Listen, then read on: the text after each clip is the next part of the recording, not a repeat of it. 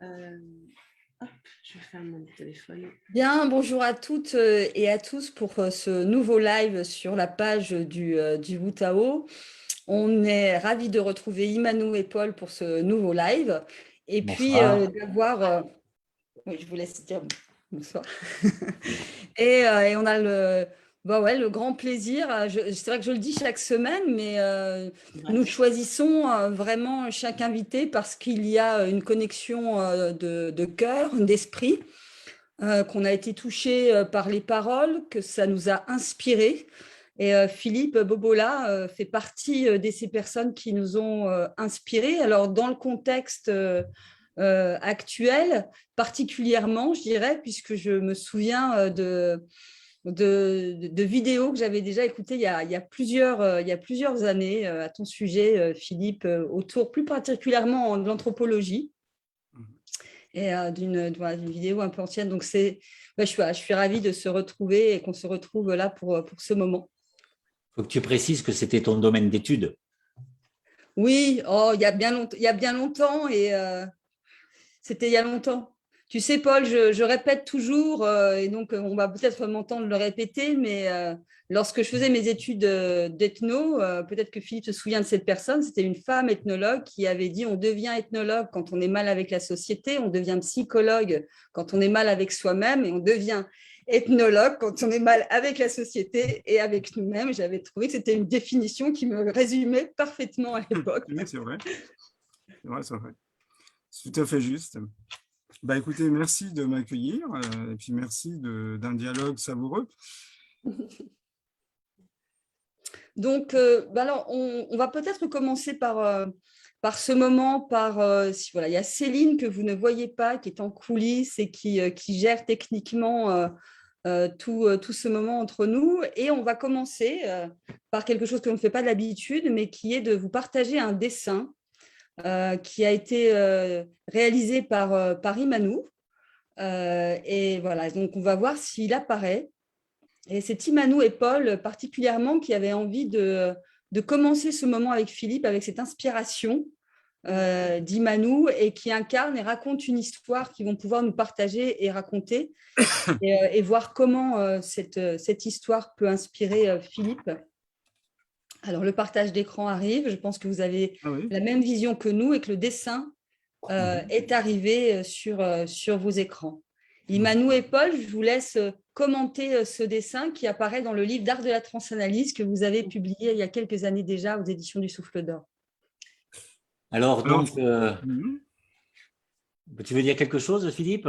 Non, commence. Bon. Puis ça donc, je vais raconter un peu l'histoire de ce dessin qui est lié donc à l'art de la transanalyse. Donc, nous, on a créé deux arts, l'art du Wutao, qui est un art du geste, dans lequel d'ailleurs on dit deux choses qui sont très symptomatiques, je dirais, de notre pratique et du Wutao. C'est que le geste n'est pas seulement biomécanique, il est aussi biosentiment. Et une autre chose qu'on dit dans le Wutao, c'est qu'un geste manquant est aussi un comportement manquant. Tout ça pour ouvrir la porte de l'idée qu'une pratique corporelle de geste est aussi une voie de connaissance de soi. Je referme sur le Wutao, et on a créé une voie d'art de la connaissance de soi aussi qui s'appelle l'art de la transanalyse, où, grâce à un moment à partager avec Delphes autour d'un café, le mot transanalyse lui a été inspiré et elle nous l'a formulé, et nous avions trouvé, et nous trouvons toujours, qu'il convient bien à ce que nous cheminons dans l'art de la transanalyse, qui est à la fois la transe et à la fois une présence intelligente d'analyse de ce qu'il se passe, pour pouvoir en sentir et révéler aussi toute une connaissance des énergies et de l'inconscient aussi qui nous animent. Et donc, un jour, on avait un parrain de notre relation amoureuse avec Immanou, Eric Prisbys, qui est décédé, qui était un magicien de close-up, qui était absolument excellent. On avait commencé notre carrière un petit peu ensemble, donc on s'était toujours suivis. Et il nous invite, il vient nous chercher, il nous dit « J'ai quelqu'un à vous présenter » qui est Mario, qui est un chef indien au Canada, Huron. Et donc, dans son blouson, il y avait à peu près ce dessin très Harley Davidson, etc., très kitsch, entre guillemets, il y avait ce dessin. Et surtout, donc, on se rencontre, on parle et tout ça, et il est intrigué, et à un moment, on lui parle de notre cheminement qu'on appelle des messages de vie. C'est-à-dire on amène les personnes à réfléchir enfin réfléchir, c'est pas le bon mot, à cheminer, à aller chercher à l'intérieur d'eux, dans une transe, les messages de vie qui les imprègnent dans leur présent. Et donc, on leur demande de chercher en eux, de rencontrer leur père à l'âge où on pose des questions essentielles sur la vie et où on demande à son papa, dis-moi papa, c'est quoi la vie, ou c'est quoi l'amour, ou c'est quoi la mort, etc. Et la personne, on la guide pour qu'elle entende la réponse. Et une fois que cette réponse sur cette première génération est là, on demande aux personnes de voir l'impact, bien sûr, et de sentir l'impact de cette réponse en eux et dans leur vie, etc. Et puis, on leur demande ensuite d'aller à la génération précédente, donc le grand-père, qui là, avec le papa, qui est en âge comme l'enfant que j'ai été, de demander, etc., etc. Et on remonte comme ça sur 7 générations. Et on arrive, et donc on voit d'un seul coup tous les messages de vie qui ont donc influencé l'imprégnation qu'il y a en moi au jour d'aujourd'hui, consciente et surtout donc inconsciente, qui se révèle par ce cheminement-là. Et donc, ensuite, on est sur un libre arbitre et sur l'idée donc de voir ici, là, si je ne fais rien, j'ai cette imprégnation, je vais voir sur la génération future, sur mon enfant, sur ma descendance, quel impact ça a dans sa vie, sur son cheminement. Puis je le vois grandir, je le vois lui-même en âge d'avoir des enfants, et je vois l'impact que ça a sur ses enfants, donc mes petits-enfants, et ainsi de suite, génération après génération, sur 7 générations. Et ce cheminement-là, je tiens à le dire, et je rends honneur parce que j'ai la parole plus facile, mais ça vient vraiment beaucoup aussi de l'intériorité d'Immanuel. Donc, ce chemin, on le prolonge et on le fait aussi au niveau, bien sûr, de la mère. Et on fait ces 7 générations. Voilà.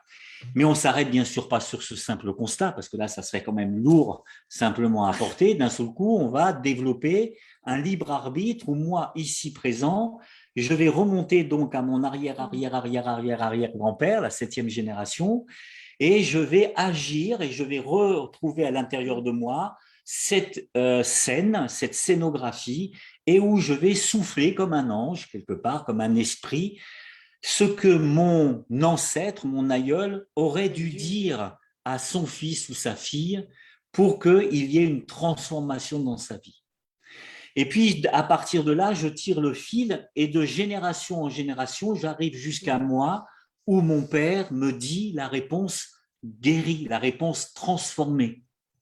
Et à ce moment-là, j'en vois aussi sur l'impact sur les générations futures. Comment ça change le futur à partir du moment où, ici et maintenant, je prends conscience de ça et que j'ose agir et acter ce changement à l'intérieur de moi. Donc, quand on lui dit ça, il nous regarde choqué. Mario, son nom indien, comment c'est Grosjean. Grosjean. C'est très étrange. Si vous voulez le trouver, c'est le chef du Huron, il s'appelle Grosjean. Après, ils sont plusieurs chefs, mais chacun ayant sa… Et il regarde Immanuel, il lui dit, toi, tu as du sang indien. Alors, c'est vrai qu'Immanuel est antillaise, créole, et qu'on oublie souvent les Arawaks, qui sont les Amérindiens des Antilles, et qui se sont métissés, etc. Et donc, il a été complètement étonné parce que c'est exactement le cérémonial que lui, en tant que chef indien, pour devenir chef indien, a dû maîtriser. C'est-à-dire qu'en tant que chef indien d'une tribu, il doit, quand il doit prendre une décision, consulter et chercher et entendre les générations précédentes, puis projeter sur cette génération l'impact que sa décision va avoir. Je crois qu'il n'y a pas plus écologique comme pensée, comme acte. Voilà. Et donc, dans la symbolique, il nous explique ce petit dessin qu'on a repris et il nous sort son blouson, il nous dit, regardez, c'est ça. Pourquoi si ces des têtes d'aigle qui ont la vision perçante pouvant remonter donc dans le passé sur cette génération Tao, sur cette génération, et dans le futur sur cette génération, et c'est cet acte-là qui crée ce qu'ils appellent l'œuvre du monde, c'est-à-dire qui crée le présent, c'est-à-dire qui crée la vie, qui crée le vivant. Et donc ça vient donc des Hurons, et c'est ce qu'Immanuel a repris en dessin et qu'on a illustré dans Génération Tao quand on a fait l'article là-dessus. Il le faisait uniquement sur la mer. Voilà, par contre, il le faisait uniquement sur la mer, parce que pour eux, c'est la mer qui donne la chair, le sang et qui donne la mémoire. Il n'y a pas de mémoire au niveau du père, ce que la science aujourd'hui, en fin de compte, confirme, non pas dans le sens que la tradition a raison, mais il y a bien une mémoire qui est donnée par le père dans l'enfant, dans le placenta, etc. Voilà. Voilà, c'est bon. Alors, le dessin est intéressant. Donc, on a effectivement, ça correspond à une autre vision du temps. Et donc, c'est un appel à des déconstructions. Donc, le schéma est basé sur le dédoublement. Hein. Il y a deux parties, une à gauche et une à droite, qui semblent symétriques. Ça, on retrouve ça dans tous les objets traditionnels. Il y a toujours deux mondes, hein. Le monde de la réalité ordinaire et un monde invisible qui est le monde de la réalité non ordinaire. Mais au-delà de ça, c'est intéressant, c'est de voir que passé, présent et futur sont intriqués. Alors, l'intrication, c'est une propriété de la physique quantique. Au départ, on l'a présenté comme la non-séparabilité. On pourrait dire que deux objets qui ont été en contact, si on les éloigne, en physique classique, plus vous éloignez deux objets, plus l'interaction que les deux objets établissaient entre eux diminue. Si on prend par exemple l'interaction gravitationnelle, on sait très bien que plus on éloigne deux objets, plus l'interaction de gravitation entre les deux objets va diminuer, puisque ça varie selon l'inverse du carré de la distance. Donc, si vous aviez au départ 1 mètre et vous étendez cette distance à 5 mètres, vous divisez par 25, 10 mètres 100, 100 mètres 10 000, etc. C'est jamais nul, mais plus on s'éloigne, plus effectivement les deux objets interagissant vont interagir faiblement. En physique quantique, non. Même si on éloigne deux objets à des années-lumière, ils vont interagir avec la même intensité qui était la leur quand ils étaient proches. Et on a résumé ça en parlant d'entanglement, en anglais, d'intrication, de non-séparabilité. Mais on s'est rendu compte qu'il y avait également une intrication temporelle. Et c'est de ça dont parle ce schéma. Puisqu'au départ, c'est le présent, l'œuf, qui va donner un acte, une décision. Mais effectivement, on a pris soin d'interroger les ancêtres, on a projeté ça dans le futur et il y a une espèce d'interférence entre le passé et le présent pour que le présent soit en harmonie avec un passé et un futur. Et c'est exactement ma vision des choses. Si vous voulez, conventionnellement, même si effectivement on a du mal à imaginer ce qu'est le temps, on le subit, Saint-Augustin l'a dit bien avant moi. Quand on m'interroge sur ce qu'est le temps, je ne sais quoi répondre, mais dès que je vis, je sais très bien ce qu'il est. Donc, c'est aussi un des paradoxes. Mais on peut dire que le présent, c'est quelque chose qui s'écoule à vitesse uniforme. C'est ainsi que Isaac Newton l'a défini. Un temps absolu, vrai, nous dit-il, sans relation avec quoi que ce soit d'extérieur et qui en lui-même et de par sa nature coule uniformément. Donc, on a décidé conventionnellement que le temps serait une droite avec une flèche au bout. Et cette flèche empêche une irréversibilité, c'est-à-dire on ne peut pas revenir sur le passé. Dès qu'une chose a rejoint le passé, on ne peut plus la modifier. Eh bien, la physique quantique nous démontre l'inverse, c'est-à-dire que si on interroge une particule, alors interroger une particule, c'est essayer de savoir quelle est son énergie, quelle est sa vitesse, quelle est sa position. La particule n'aime pas trop être interrogée et alors que tout était parti pour qu'elle donne une réponse que le physicien s'attendait, eh bien, elle va modifier son passé. Par exemple, une particule, elle est onde ou corpuscule. Fondamentalement, avant la mesure, elle est onde et corpuscule, mais en fonction de l'expérimentation, elle va s'exprimer sous ses habits corpusculaires ou sous ses habits ondulatoires. Et donc, on fait une série d'expériences, et les expériences de Tono-Nomura. On est sûr que la particule va répondre « je suis corpuscule ». Eh bien non, elle va répondre « je suis ondulatoire », c'est-à-dire qu'elle a changé son passé. Et donc, on arrive à une curieuse flèche du temps qui rejoint celle des Hurons, c'est-à-dire que dans notre représentation issue de la physique classique, la portion qui va du passé au présent est définie, on ne peut pas la changer, et celle qui va du présent au futur est incertaine. Donc, on a une sorte de droite inhomogène entre une partie définie qu'on ne peut pas changer et une partie probabiliste, aléatoire, qui est ouverte au tout possible. La droite qui sous-tend la physique quantique, seul le présent est quelque chose qu'on peut appréhender sans pouvoir le modifier, mais effectivement, la portion qui va du passé au présent, présent éphémère, est modifiable et le futur peut interférer sur le présent. C'est exactement ce que font les Hurons sur cette génération, c'est-à-dire ils essayent d'interroger les ancêtres de façon à trouver le meilleur futur compte tenu du passé. Et c'est exactement la bataille qui se profile actuellement, puisque d'un côté, vous avez ceux qui veulent avoir un grand reset en gommant l'humaine nature, le passé de la Terre, et nous proposer un formatage, et puis ceux qui veulent revenir à des valeurs humaines qu'on résume souvent par le grand réveil. Ben, vous voyez, soit on aura un futur sans lien avec le passé, donc avoir un futur sans lien avec le passé, c'est perdre l'humaine nature, c'est aller vers le transhumanisme, les cyborgs, voilà, pourquoi pas une nourriture entièrement synthétique, ou effectivement, on comprend que parmi la multiplicité des futurs, il y en a certains qui sont compatibles avec le passé de la Terre et d'autres pas. Ouais. Et donc, évidemment, il y a certains futurs qui ne sont pas prévus dans l'évolution de la Terre. Ce n'est pas prévu que l'humain se transforme en être cyborg. On passe du vivant à l'inanimé. Je comparais ça à ce qu'André Breton appelait les métaphores ascendantes et descendantes. Donc, Bachot avait un élève, Kikaku, et son élève a voulu rendre hommage à Bachot, et il a fait un petit court poème en disant une libellule, je lui enlève les ailes, un piment. Et Bachot lui a dit non, un piment, je lui mets des ailes, une libellule. Dans un cas, on abaisse le vivant à l'objet inerte, dans l'autre cas, on transcende l'objet inerte en objet vivant. Bah, le grand reset, c'est une métaphore descendante, le grand réveil, c'est une métaphore ascendante. Superbe. C'est magnifique.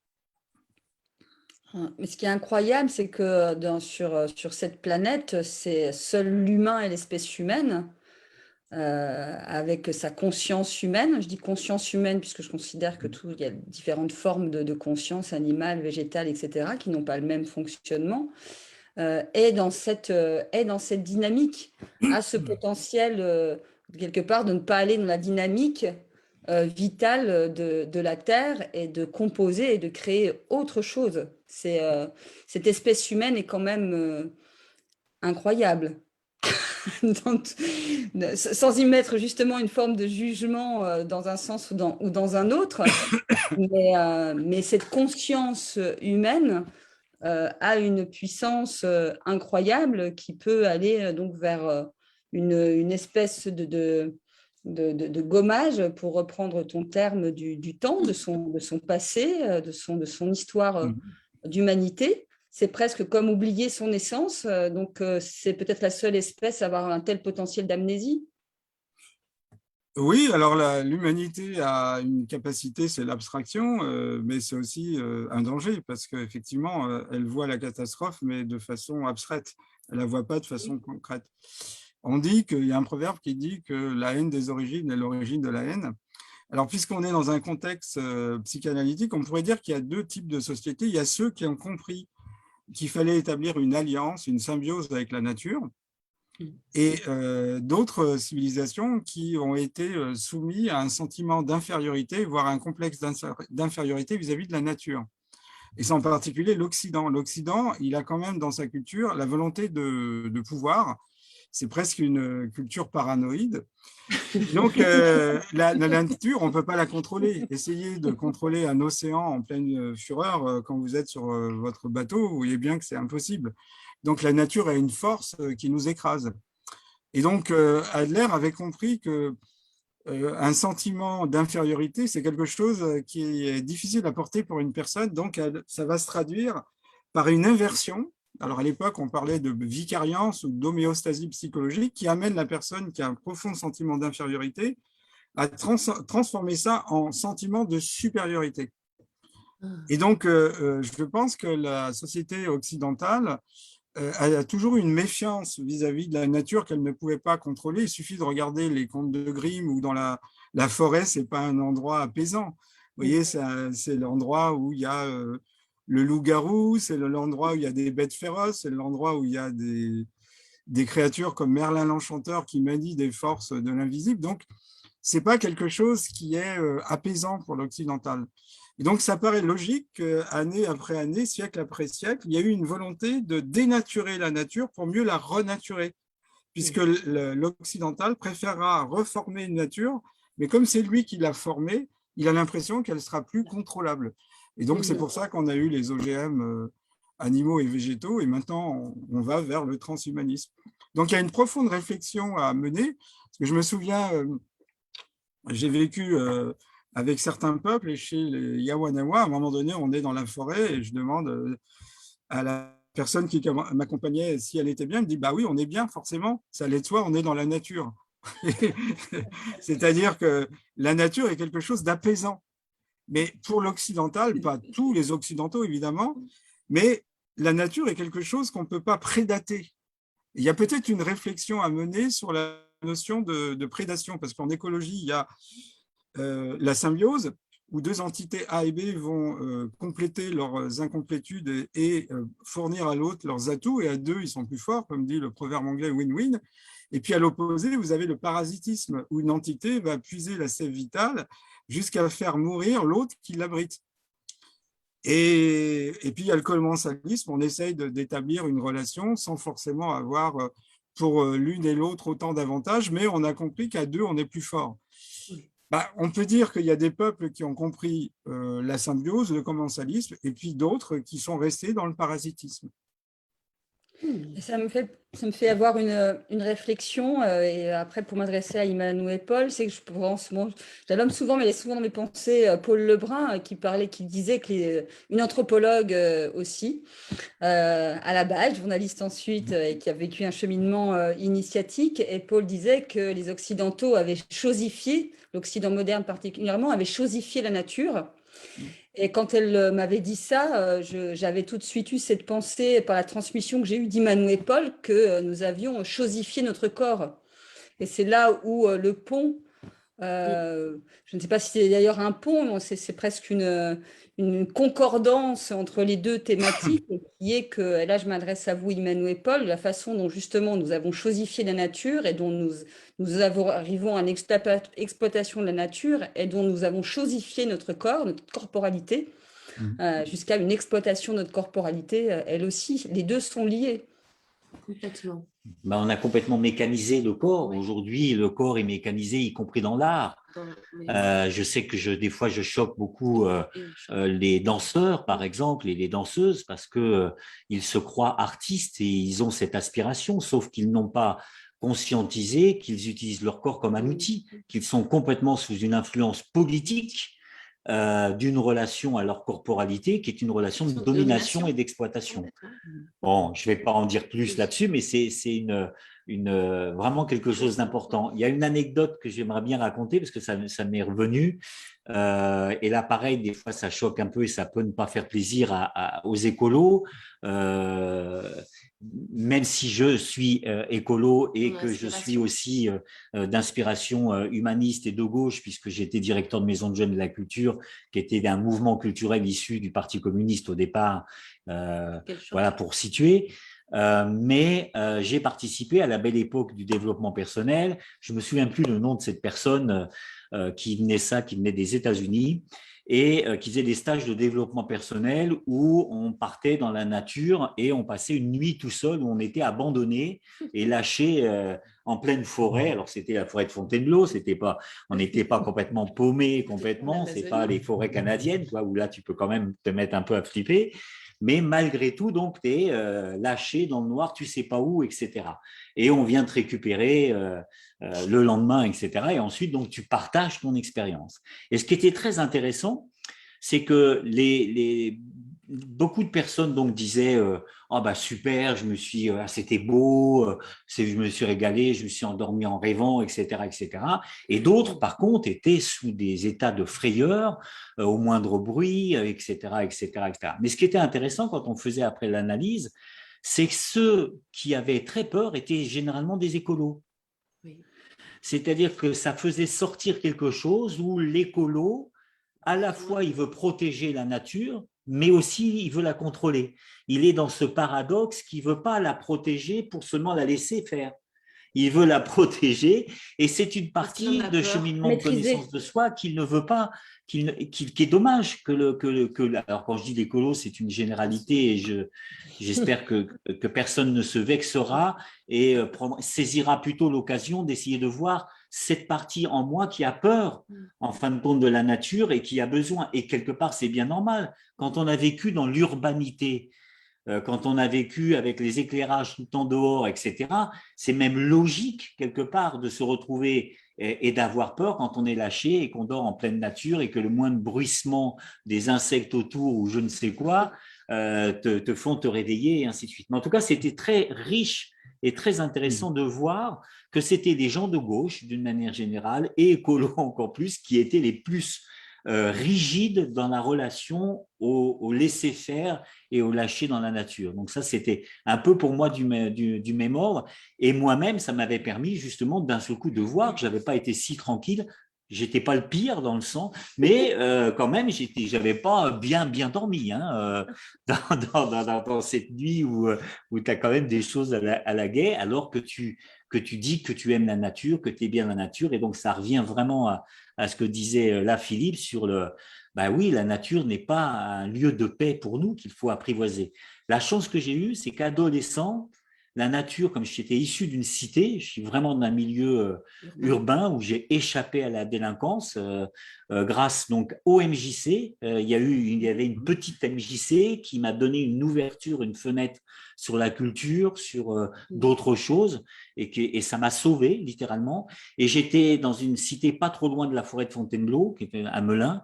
Et donc, dès que j'ai pu avoir un Solex, puis une mobilette, qu'on avait même piqué, etc. On partait avec un copain et on allait faire des expéditions en forêt de Fontainebleau. Et j'ai eu la chance dans cette forêt de rencontrer l'âme de la nature, c'est-à-dire un cerf. On allait coucher dans des grottes et on allait traquer les cerfs le matin comme des chasseurs, un peu, on se la racontait. On faisait... on se croyait guerrier d'Amazonie, là, etc. Et puis d'un seul coup, on n'avait pas d'armes, rien, et en fin de compte, d'un seul coup, la rencontre. Et là, c'est pas moi qui ai regardé, et c'est une expérience vraiment que j'ai retrouvée après décrite. J'étais regardé par la nature, c'est le cerf qui me regardait. Et ça a été un moment dans mon adolescence extraordinaire, qui a changé tout. Ça a été un moment de waouh! Et cette forêt m'a sauvé. Les MJC, les petites fenêtres sur la culture, et la forêt où je partais dès que je pouvais avec ma mobilette, les fameuses bleues pour ceux qui ont connu. Je partais, je faisais ma vingtaine de kilomètres et j'allais en forêt de Fontainebleau et là, j'allais trouver des grottes et je dormais avec un copain, pas tout seul, j'aurais trop flippé au départ, mais avec un copain. On était réveillés par des écureuils qui venaient manger les miettes et puis on sortait et là, on découvrait des biches, des cerfs, des sangliers aussi, et qui d'un seul coup, tu vois la nature, l'esprit de la nature qui, au travers de cet animal, te regarde. C'est pas que toi qui observes le monde.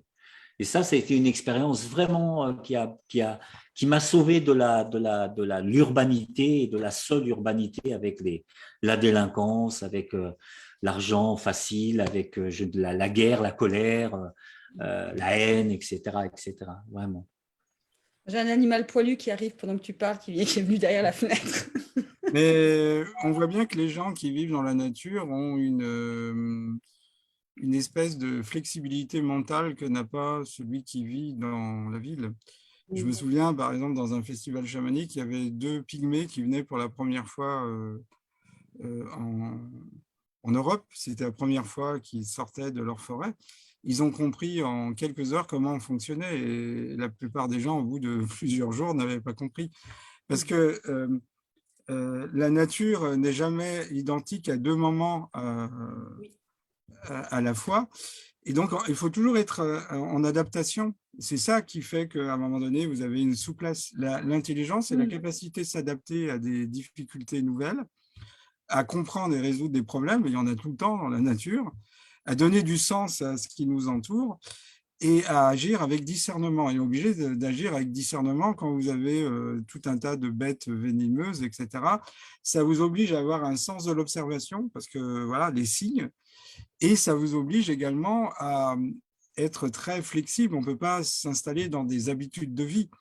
La ville nous amène à ça. D'ailleurs, les gens, dans la ville, le soir, il y a très peu de bruit, alors que dans la nature, il y a des tas de bruit. Je me souviens, quand on dort dans la forêt amazonienne, il y a des tas de bruits, des fois plus importants que ceux qu'il y a dans le jour. C'est presque l'inverse. Vous voyez, nous, nos villes s'éteignent la nuit. Dans les forêts, ça monte la nuit. On entend de tas de choses. Alors l'imaginaire, les peurs, et surtout ce sentiment de ne pas pouvoir contrôler. Et peut-être que si on fait l'anthropologie de nos sociétés, c'est la volonté de contrôler. On dit que ça part avec Descartes, être comme maître et possesseur de la nature, nous dit-il dans le discours de la méthode, mais ça va au-delà. Et je pense qu'il y a deux mots, si je puis dire, entre guillemets, hein, la chosification et puis la séparation des objets les uns des autres. La vie ne réside pas dans les molécules, mais plutôt dans les interactions qu'elles établissent entre elles. De même, les propriétés physiques d'un matériau résident dans les interactions que les atomes et les molécules peuvent établir entre eux. Et que serait l'humanité s'il n'y avait pas de lien entre les gens? Et c'est précisément ce qu'on veut nous retirer, c'est-à-dire le lien. Et on s'aperçoit que ce qui est le plus important, ce qui fait la vie, c'est l'entre les choses, plus que les choses en elles-mêmes. Chosifier, c'est ne voir que les objets et ne pas voir les interactions, puisqu'on n'est plus dans le vivant, qui s'établissent entre les objets. Oui, les interstices. Oui, ça me fait penser. Imanou, pardon, Philippe, après j'allais donner la parole à Imanou, mais vas-y, tu allais. Les Arhuacos, ou d'une façon générale, les peuples de la Sierra Nevada Santa Marta en Colombie, conceptualisent la Terre comme un immense métier à tisser, sur lequel le soleil dépose sa toile de vie. Donc, ce qui les touche, c'est la capacité de voir un individu qui est capable de comprendre l'écologie des liens. C'est-à-dire que chaque acte a une écologie, comme un écho qui va se faire. Et donc, il vous écoute. Si vous avez une pensée qui est territoriale, bah vous avez peu de chances d'avancer très loin dans la société, à moins que vous changiez votre façon de voir les choses. Ils vous donneront un petit fil de consentement. Sinon, si vous avez une pensée de reliance, qui rejoint d'ailleurs celle d'Edgar Morin, la pensée complexe, ben là, vous avez des chances de progresser. Après, il y aura d'autres qualités à mettre en avant. Mais c'est déjà un bon départ de comprendre que les choses ne sont jamais séparées. Vous voyez, on vit dans la notion de système isolé. Et d'ailleurs, le pouvoir, par définition, se met dans un système isolé, souvent. Tout à fait. C'est le mycélium. Oui. Qui nous inspire. Et justement, je témoigne que la personne que j'ai rencontrée, alors j'étais partie en Indonésie, j'avais ressenti ou perçu ce que pouvait être la spiritualité, mais plus dans ma chair, ça avait réveillé quelque chose. Et quand je suis rentrée en France, que j'ai rencontré Imanou et Paul, Imanou a incarné la personne vraiment qui incarnait ce mycélium, mais alors vraiment de façon dans un état.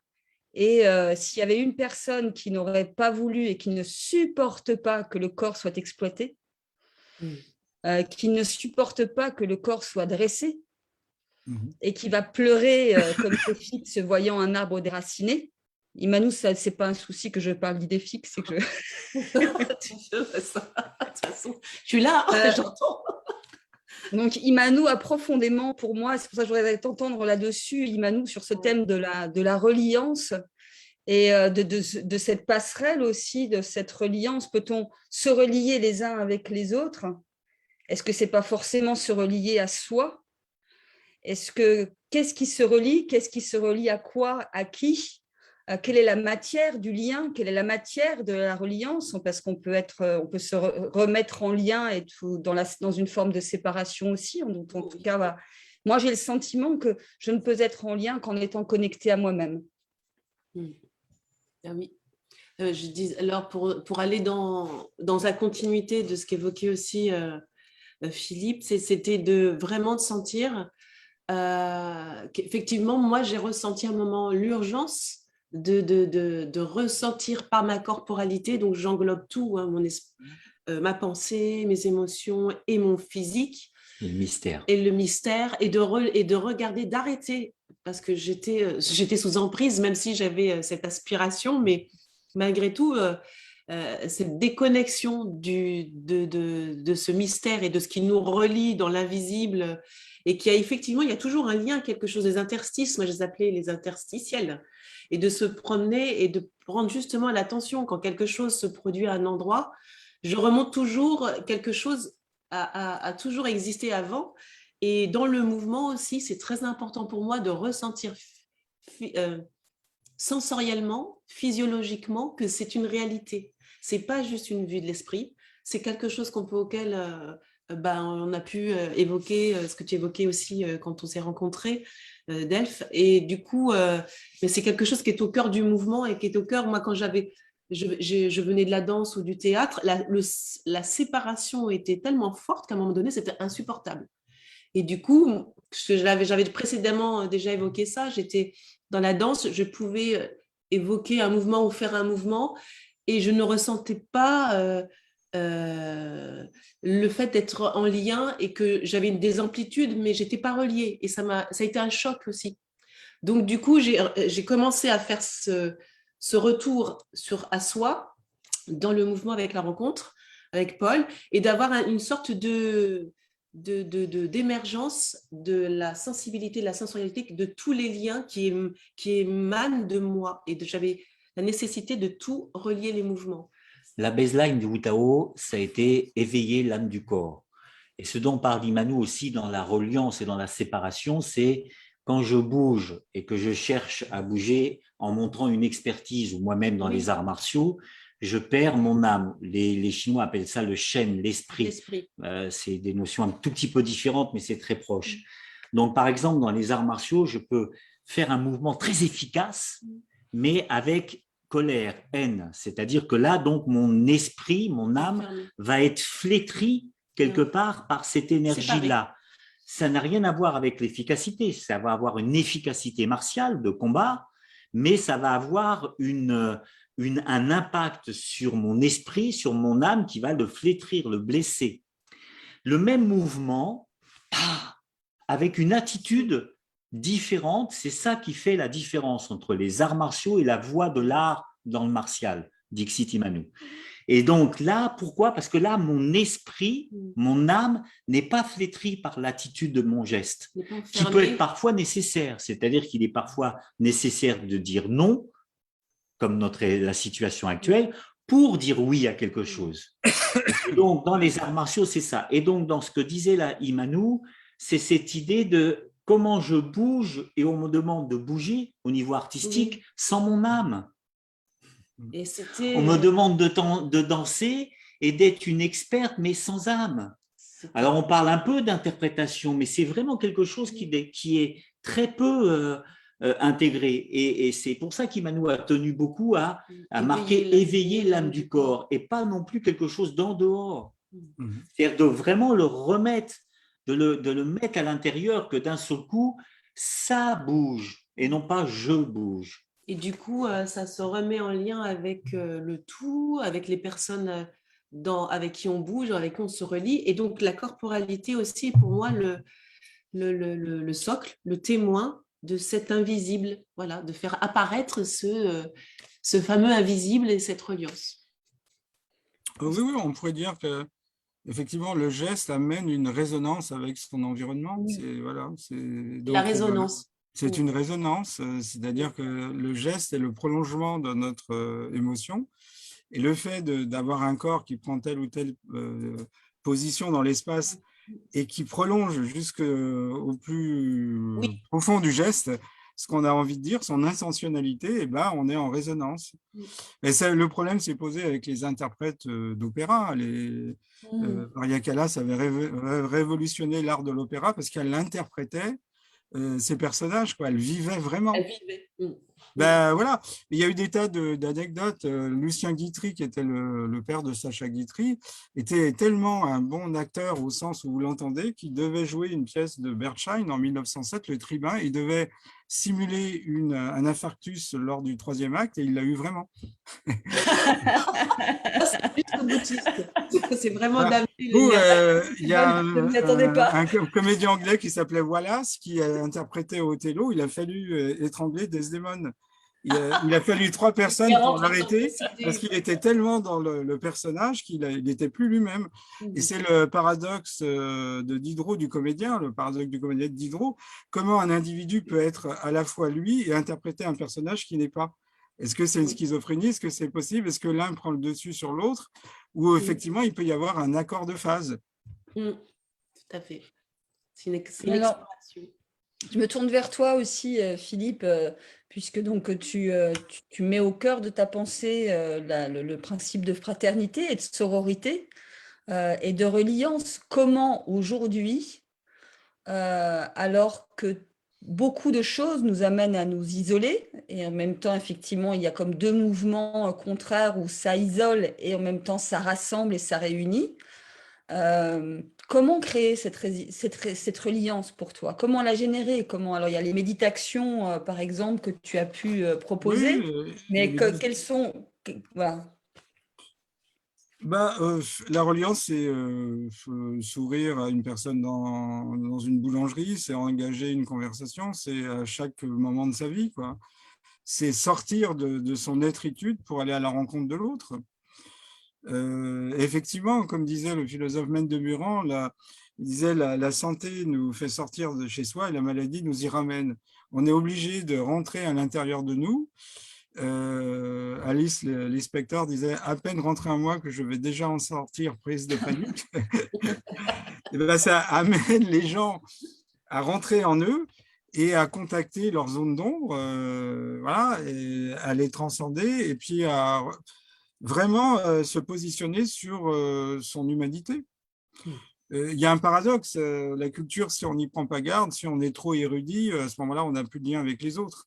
On est dans les hautes solitudes des penseurs qui ont atteint un sommet mais qui se sont éloignés. Même en Inde, vous voyez, quand on a atteint un éveil, on est dans un ashram.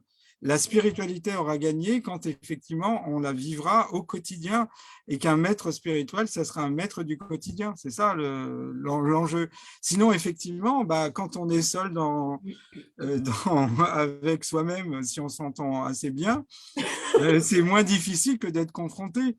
Yvan Amar disait que le couple est la plus grande initiation spirituelle parce que vous êtes avec quelqu'un qui va peut-être pas penser comme vous, qui aura peut-être pas la synchronicité des émotions au même moment, mais vous devez composer et admettre que l'autre n'est pas vous. Sinon, c'est du narcissisme. Il y a pas... Il y a 1 mois et demi, il y a une personne à la fin d'une conférence qui me dit avec un grand sourire, j'adore ce que vous venez de dire, d'ailleurs, je pense exactement la même chose que vous. Voilà, sinon c'est du narcissisme. Vous voyez, je m'aime à travers... je m'aime à travers vous, vous avez mis des mots sur ce que j'avais en moi. Mais ce qui est intéressant, c'est que vous ne pensez pas comme moi, et malgré le fait qu'on est divergents, vous m'avez touché. Et il y a un mouvement qui m'amène à aller vers vous pour aller en savoir plus. Mais, voilà. Oui. Alors, sans rentrer, justement pour dire je suis tout à fait d'accord. C'est vrai que le couple, pour nous, on l'appelle le couple initiatique. C'est ce qui nous a fait énormément bouger, énormément avancer. C'est notre terreau et c'est parce que justement nous ne sommes pas les mêmes que ça a été, voilà. Donc, pour aller dans ce sens-là. Ah ben oui, c'est un couple alchimique. Un couple alchimique, voilà, c'est ça. C'est-à-dire que 2 individus arrivent avec des conflits, comme toute personne, et c'est souvent des conflits en miroir. Ce n'est pas par hasard s'ils se sont rencontrés et qu'ils vivent ensemble. Et chacun pointe sur l'autre ce qu'il ne veut pas voir. Effectivement, on ne peut pas s'analyser soi-même. Là, c'est un postulat des logiciens et c'est très juste. Donc, l'autre nous ramène à ce qu'on ne veut pas voir. Ce n'est pas toujours agréable, mais si on arrive à transcender ça, on a réalisé une œuvre alchimique maritale. Voilà. Sinon, effectivement, on se sépare, mais on repart avec les mêmes conflits. Et malgré la diversité des êtres masculins ou féminins, on est toujours dans le même conflit, quoi. Tout à fait. On est bien d'accord. Il y a une chose qu'on dit aussi assez souvent dans nos enseignements, c'est qu'il y a un échec. On fait un constat d'échec de la spiritualité dans les temples, justement. C'est quand tu as dit, Philippe, 2 points importants. Et que c'est important il faut plus que les choses soient touchées seulement dans les stages, dans les séminaires et même dans les temples. Non. Il faut que ça soit dans la rue, il faut que ça descende là dans le quotidien. Et c'est toute l'œuvre auquel on s'est confronté. Et c'est pour ça d'ailleurs qu'on a fait même le magazine Génération Tao. On avait fait un rêve commun, une vision, où on avait vu une sorte de boule de yin-yang traverser un village, style un village de western, Avec comme les boules de de feuilles et de branches, Là. etc. toutes sèches. Et on avait vu traverser cette boule de yin-yang dans un village. Et donc, on s'est dit, mais c'est quoi ça, etc. Et le fait que ça traversait ça, on est arrivé à quelque chose de cyclique. Et c'est comme ça qu'on est arrivé à l'idée de faire un magazine qu'on n'avait jamais fait. C'était pas du tout, on n'avait aucune compétence là-dedans. Mais quand on fait une quête de la vision, c'est ce qu'on dit encore aujourd'hui aux personnes qui nous suivent, attention, une fois que vous l'avez faite et que vous l'avez, il faut vous mettre en route. Et on se met en route dans une quête de la vision. Là, donc, on est parti après sur un magazine. On n'avait jamais fait de mise en page, on n'avait jamais, etc. Et donc, il a fallu découvrir un métier et petit à petit développer une expertise dans ce métier. Et donc, on a fait ce magazine pour que justement ces idées-là de génération Tao, de taoïsme dans son sens pensée globale, etc., s'inscrivent un petit peu dans le quotidien de la vie, dans l'urbanité aussi, etc., etc. Donc, c'était cette idée-là. Et notre enseignement s'est fait beaucoup dans ce chemin-là. Et l'autre chose aussi qu'on dit, c'est que pour que la spiritualité ne soit pas aussi un refuge comme n'importe quelle pratique, que les arts martiaux ne soient pas un refuge, que la danse ne soit pas un refuge, que la boxe ne soit pas, que la méditation ne soit pas un refuge, le théâtre ou autre, eh bien, il est important que j'ose interroger les raisons pour lesquelles je me réfugie quelque part, même si je suis doué, même si je suis bon là-dedans, mais quelles sont les raisons, qu'est-ce que j'emmène vraiment au niveau de l'inconscient, c'est-à-dire d'éclairer un peu ce qui m'anime et que j'ignore. Et c'est là où nous, on défend beaucoup et on dit beaucoup dans tous nos milieux spirituels, branchés, chamaniques, respiration nootropique, rebirthing, etc. On a dit, mais pourquoi vous ne vous offrez pas la connaissance de soi psychanalytique? Pourquoi vous interrogez pas un peu, savoir si vous êtes dans une projection narcissique, savoir si vous êtes dans une guerre de frères ou de sœurs, etc. Quand on voit que même Auroville, Sri Aurobindo, Mira Alfassa, Auroville s'est fini en guerre de frères avec Satprem qui a été le confident et celui qui a retracé et écrit l'aventure de Mère, celle qu'on appelle Mère. Moi, j'aime bien l'appeler justement Mira Alfassa exprès pour rappeler et pas faciliter certaines choses. Et que dans le conseil d'administration d'Auroville, il y avait qui? Il y a le fils génétique de Mira Alfassa. Et que quand Mira Alfassa est morte, eh ben, les deux Satprem et le fils génétique, ils se sont bouffés la gueule. Et quand des tentatives de communautés comme ça, magnifiques, avec des intentions magnifiques, se font avoir parce qu'ils n'ont pas osé regarder les forces sur un œil et sur un éclairage psychanalytique, c'est quand même bien dommage. Donc nous, on conseille beaucoup, on dit même un peu qu'aujourd'hui, offrez-vous un cheminement de connaissance de soi psychothérapeutique ou psychanalytique pour justement défaire ces choses que vous allez emmener obligatoirement si vous ne les éclairez pas, si vous ne les défroissez pas. Oui, oui, je partage cette vision. Les Muisca, qui sont une ethnie qui vivent en Colombie, ont développé la spirale de la graine et ils disent que un parcours spirituel, ça doit passer par les 4 éléments d'abord. La connaissance de l'air, c'est la façon de raisonner. La connaissance du feu, c'est le silence, la méditation. La connaissance de l'eau, c'est l'émotionnel. La connaissance de la terre, c'est pratique. Et après, ces 4 éléments doivent se relier. Et c'est le 5e élément qui est la reliance. Après, effectivement, on doit commencer par faire un travail sur soi, puis un travail sur le couple, puis un travail sur la communauté, puis un travail sur l'humanité, entre guillemets. Sinon, ça n'a pas de sens. Et c'est vrai qu'on a un peu une société curieuse parce qu'au Japon, les ikebana, qui étaient l'art du quotidien au 19e siècle, on mettait de la beauté dans le quotidien. Nous, on les met dans des musées qu'on va voir 1 ou 2 fois par an au Louvre. Et c'est pas ça, c'est-à-dire, c'est comme si on avait thésaurisé la beauté, on la voit derrière des vitrines, mais chez soi, des fois, on n'a pas le sentiment de devoir vivre dans un milieu esthétique où c'est réservé à des esthètes. Donc, on a beaucoup à acquérir. Moi, en ayant vu beaucoup de gens qui ont fait un gros travail sur le corps, Souvent, il leur manque l'émotion. Oui. Voilà. Voilà. Et faire du yoga, c'est maintenir la souplesse du corps, mais on doit aussi maintenir la souplesse du mental. Oh En là, oui. vieillissant, sinon, on est dans la séparation du corps et de l'esprit. Exactement. Tout à fait. On est tout En à fait, fait. vas-y, Manu. Non, je disais, oui, oui, la rigidité, même dans des pratiques subtiles comme le yoga, on peut tomber carrément dans quelque chose de rigide et justement de séparatiste, puisque d'élitiste. Oui. Et ça, on l'a rencontré énormément là où on avait un centre à Paris.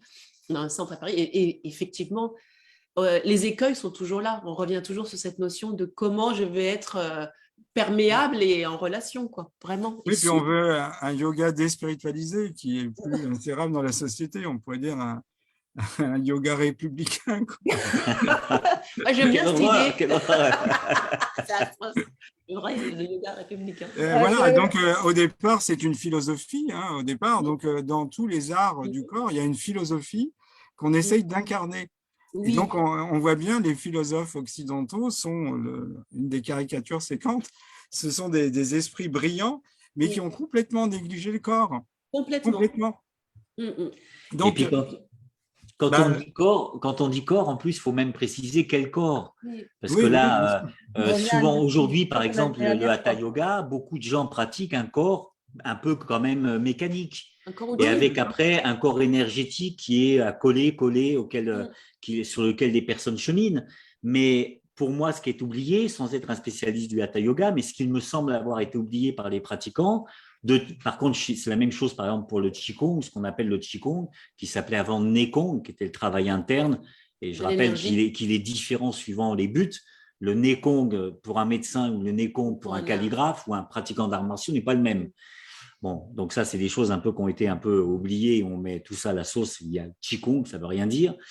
Donc, la pratique interne, elle est aussi liée à une vision, une perception et une conception d'un corps énergétique, pas d'un corps de chair.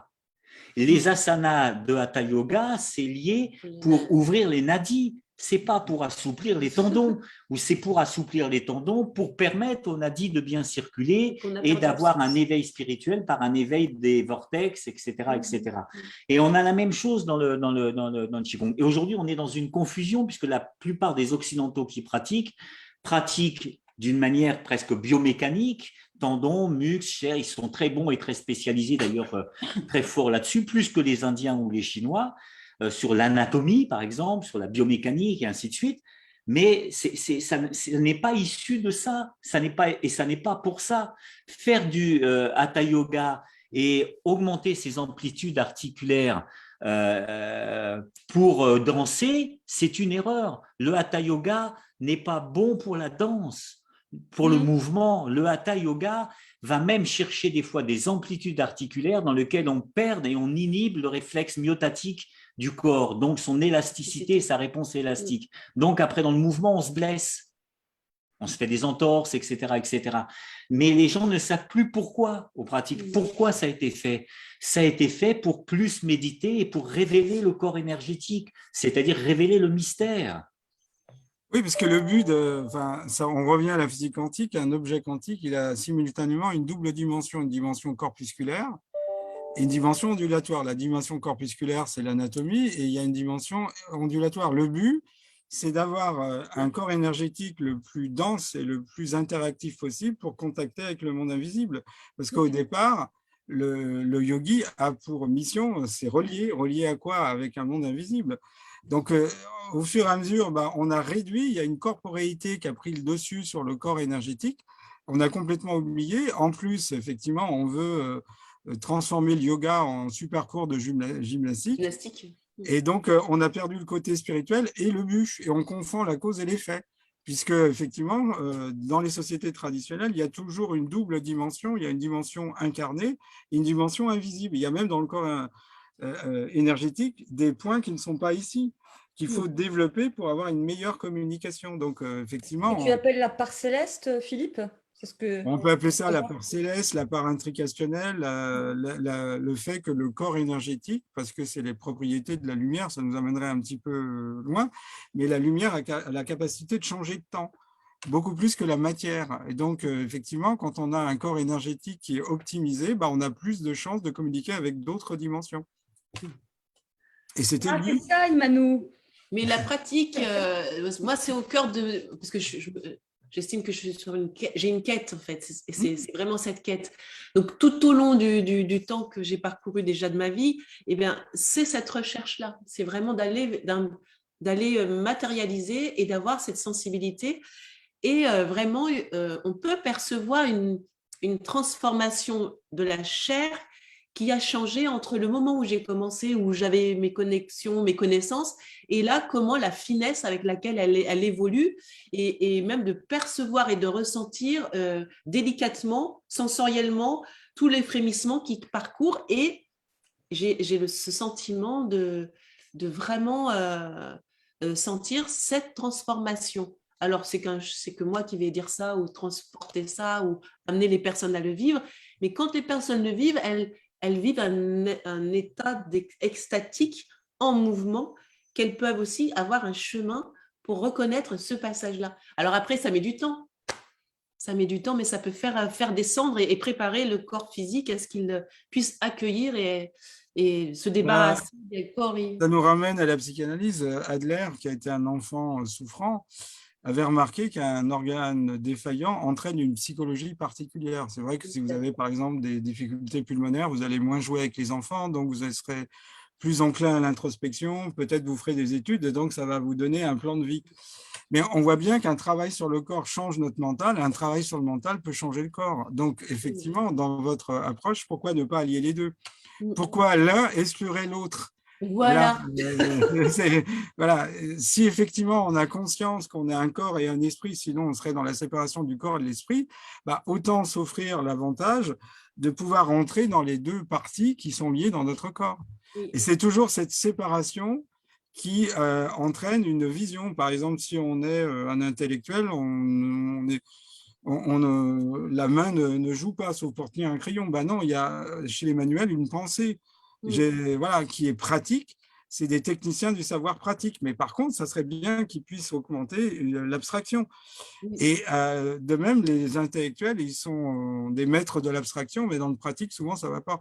Moi, la caricature que j'avais vue quand je faisais mes études de physique, il y avait un professeur qui connaissait tout sur l'électromagnétisme. Un jour, les plombs dans l'amphithéâtre ont sauté. Il était paniqué, il ne savait pas les changer. Il nous écrivait des équations comme ça, mais le simple fait, il y a un technicien qui est venu qui a retiré le plomb, puis il est parti en disant « Ah, ces intellectuels, c'est des vrais enfants ». Bon, écoutez, on a encore, à chaque fois un petit peu débordé. J'avais tellement... explosé joyeusement le temps, et c'est très bien. Et d'autant que, alors, j'ai à chaque fois le sentiment d'une complétude quand les lives se terminent, et une légère frustration quand même, mais bon, comme ça, de se dire, mais il y avait... J'ai vu des portes s'ouvrir quand j'ai entendu œuvre alchimique, quand j'ai entendu des mots quand même tabous comme la spiritualité, c'est tabou aujourd'hui. La notion d'initiation aussi, et quelque part que nous sommes tous des êtres, nous avons tous ce potentiel d'être des êtres initiés, des êtres éveillés, et donc de démystifier. Enfin voilà, j'aurais aimé qu'on aille sur des territoires comme ceux-là, comment démystifier la notion d'éveil, comment démystifier la notion d'initiation, puisque pour les peuples primordiaux, l'initiation, c'était incontournable. C'était le passage de grandissement de l'âme, de grandissement de l'être, et de la révélation aussi de l'être et du rôle qu'il allait avoir donc pour la cohésion et l'âme de la tribu.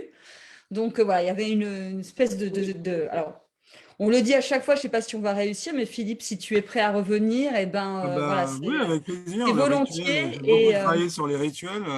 Ce qu'on vit, c'est un rituel. Le rituel, selon Arnaud van Gennep, il y a comment dirais-je, un isolement. On se sépare du milieu dans lequel on était, voire on change de vie. Après, il y a la mise à la marge, et puis après, il y a la réagrégation. C'est exactement ce qu'on vit. Si vous regardez, c'est un rituel initiatique. On est dans la période de marge. On quitte le monde qui était Oui. le nôtre et qui est plus possible. Il y a une mise à la marche et puis après, il y a une renaissance. On verra Tout à vers quel monde on va renaître. Oui, avec plaisir, hein, effectivement. C'est comme les drogues. Les drogues, l'ayahuasca, ça a pour but de parachever une évolution spirituelle. C'est pas pour enlever un mal-être existentiel, puisque le voyage, si vous êtes extrêmement mal à l'intérieur de vous, va amplifier votre mal-être. Donc, il ne faut pas prendre ces substances quand vous n'êtes pas bien. Il faut les Ouais. prendre quand vous avez une certaine stabilité. Oui, avec plaisir. On pourrait Avec grand Super. soleil. Peut-être terminer sur cette notion quand même d'infléchir l'avenir, de rendez-vous, rappeler le rendez-vous à 21h21. Oui, Cette expérience. bah, ça revient un peu au dessin que j'ai commenté et que vous avez montré. Bah, à 21h21, on fait à partir de l'île d'Ibiza ce qu'on appelle un cluster. Un cluster, c'est une petite unité. Donc, c'est ce qui se passe quand vous mettez de l'eau sur de la chaleur. L'eau, avant de passer à l'état de vapeur, va voir apparaître des petites bulles dans une majorité de liquides. Puis les bulles vont grossir jusqu'à un moment donné, les grosses bulles vont fusionner pour amener la totalité du liquide à passer à l'état de vapeur. C'est une vaporisation. Et donc, on a pris l'île d'Ibiza. Il suffit d'avoir une information critique. Ça aussi, c'est quelque chose qu'on pourrait aborder une autre fois. Il n'y a pas que la masse critique, il y a l'information critique. Et il y a des études qui ont montré qu'il suffit de 3,5% d'une population pour renverser une situation politique. Les mouvements non violents sont plus efficaces que les mouvements violents et 3,5% au minimum. Donc, 3,5% sur une île qui fait 150 000 habitants actuellement, ça fait 5 800. On les a dépassés. Et donc, à partir du moment où un premier cluster naît, il y en a un autre qui va naître ailleurs. Et ça obéit à une loi incontournable du vivant, c'est la coopérativité. C'est-à-dire que nous respirons parce que nous avons une protéine qui est l'hémoglobine qui, lorsqu'elle a fixé une première molécule d'oxygène, accélère la fixation de la deuxième, les deux fixés accélèrent la fixation de la troisième, et les trois accélèrent encore plus la fixation de la quatrième. Donc, que ce soit dans le domaine de la physique, dans ce qu'on appelle les transitions de phase, quand on passe d'un état à l'autre, c'est ce qu'on vit actuellement, ou dans les sciences du vivant, on a toujours cette notion de coopérativité. Ça fait partie des lois de la nature. La nature favorise, privilégie la coopérativité. Donc, en renforçant le cluster d'Ibiza, où chaque jour à 21h21, on propose une méditation, comme un rayonnement laser. Alors, sur mon site unitédusavoir.com, j'ai fait 2 petits films pour expliquer qu'est-ce que c'est qu'une méditation et pourquoi on fait ça. Et donc, ceux qui sont intéressés, vous pouvez nous rejoindre. Il y a un site qui s'appelle Expérience d'Ibiza Rise Up. Vous pouvez simplement Voilà. Normalement, là, on n'a pas les images sur Facebook, mais normalement, il y a ton site, l'unité des savoirs, etc., qui est passé en info sur Facebook. Normalement, justement, le site aussi Rise Up est passé aussi pour pouvoir se connecter et rejoindre le mouvement, tout comme normalement on a passé aussi le documentaire auquel tu as participé de nos amis de l'INRES, Inexploré du Kawala à Harmonie, où Sébastien était venu aussi lors d'un live. Donc normalement tout ça passe sur Facebook comme info. J'ai une question, Philippe. Si je ne peux pas être présent à 21h21, est-ce que je peux malgré tout, dans la journée, parce que j'ai vu un petit film et justement, il y avait une personne interviewée qui participait à ça et qui en parlait, y penser dans la journée et une sorte accumuler une sorte de bulle pour ce moment-là et avoir une petite pensée, etc. Et ça, c'est une manière de se relier. Parce qu'en même temps de se réunir à 21h21, c'est une très belle chose. Nous, on l'a fait aussi, mais des fois, on ne peut pas. Oui, bien sûr, mais ce n'est pas grave parce que quand on se réunit à 21h21, bah, il y a une force du groupe, mais quand on pense seul, il y a quand même une action. Donc, chaque petite action compte. Voilà. Donc, ça joue quand même. Voilà. Okay. Donc, le cluster d'éveiller l'âme du corps avec le mouvement ondulatoire du Wu-Tao, ça doit fonctionner aussi. Bah, oui, bien sûr. C'est comme ça. Hein, l'humanité a changé par la théorie des exceptions. Une anthropologue, encore une, Margaret Mead, disait « Ne doutez pas qu'une petite poignée d'individus conscients et motivés puisse changer le monde. C'est toujours de cette façon que ça s'est passé. » Donc, ça a toujours été une poignée d'individus qui ont commencé à penser différemment et ils ont fait école. C'est à la fois de l'investissement corporel et de l'investissement en termes énergétiques et d'idées. Donc, effectivement, chaque pensée lancée dans cette direction d'un grand réveil joue. Effectivement, on a des pensées individuelles et des pensées collectives, donc effectivement, ça joue. OK. Donc, nourrissons notre conscience. Oui. Restons motivés par la reliance. Mm. Et œuvrons dans l'alchimie de notre humanité. J'ai résumé. Oui, c'est bien, ça me paraît un beau programme.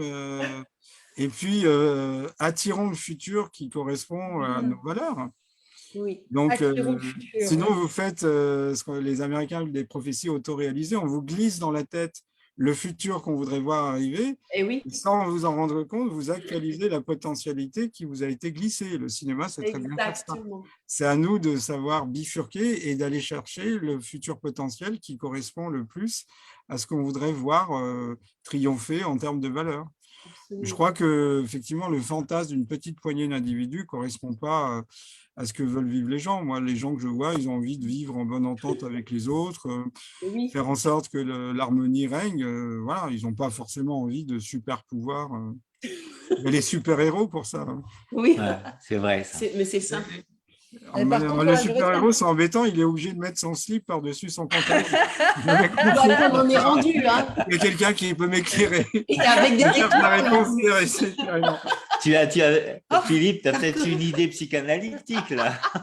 Un slip à étoiles. Attends. C'est pour faire ressortir la virilité, mais enfin, normalement, c'est dans le pantalon. Enfin. Et pour les femmes, et en même temps, on pourrait y voir aussi une sorte de protection. Hein. une culotte de... Oui, après, effectivement, on pourrait. Il y a eu des études sur des super. Mais en tout cas, il se passe quelque chose par là. Oui, c'est ça. En tout cas, moi, je vais retenir aussi, parce que c'est vrai que j'aurais une dynamique qui serait quand même dans une sorte de projection et de projeter le futur et de porter une intention vers le futur. Et j'ai bien aimé cette sensation que ma chair a ressentie du fait d'attirer le futur, ce qui est une autre forme de dynamique et que je vais intégrer, et donc pas en séparant l'autre et en supprimant l'autre, je vais laisser l'intention émerger et se projeter vers l'extérieur, tout en laissant vraiment énergétiquement d'attirer ce futur désirable. Il faut inverser, ce n'est pas le présent qui fait le futur, c'est le futur qui fait le présent. Ouais. Et c'est ce que les sociétés traditionnelles ne cessent de dire, c'est-à-dire que l'espace invisible auquel notre espace de la réalité ordinaire est couplé, et c'est la vraie cause de ce que nous vivons ici. Si on dépollue cet espace, il n'y a aucune raison qu'ici arrivent des catastrophes. Vous voyez, c'est une façon de poser le problème différemment des effondristes, collapsologues et écologistes un peu trop radicaux. Je vais me nourrir cette pensée, cette sensation même vraiment corporelle. Et puis, va être le temps de nous quitter pour cette soirée. Toutes tes infos, Philippe, donc normalement sont publiées sur la page Facebook. Je vous remercie. Merci à vous. Les autres, là, j'ai pas vraiment eu. J'ai des retours. Judith qui dit je bobolise déjà. Voilà, donc un nouveau terme est arrivé. Philippe, Hélène, ravie encore de la qualité de ces lives. Françoise, bonsoir à toutes et à tous. Merci pour cette conférence passionnante. Marie-Aliette, le grand reset est une métaphore descendante alors que le grand réveil est une métaphore ascendante. Le geste amène une résonance avec son environnement. Un accord de phase, ça m'éclaire.